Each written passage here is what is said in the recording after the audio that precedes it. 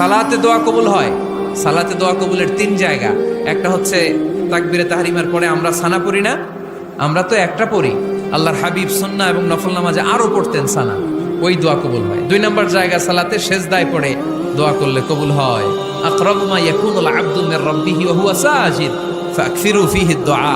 বান্দা যখন সেজদায় লুটিয়ে পড়ে, বান্দা আল্লাহর সবচেয়ে কাছে চলে যায়। তা কিন্তু বিশ্বনবী বলে, সেজদাটা তোমার রবের কুদরতি পায়ের উপরে পড়েছে। সেজদায় পড়ে দোয়া করেন। সালাম ফিরানোর আগে বিশ্বনবী দোয়া করতেন, লা ইউসাল্লিমান্না আহাদুকুম হাত্তা ইয়াতাআওয়াযা মিন আরবা'a।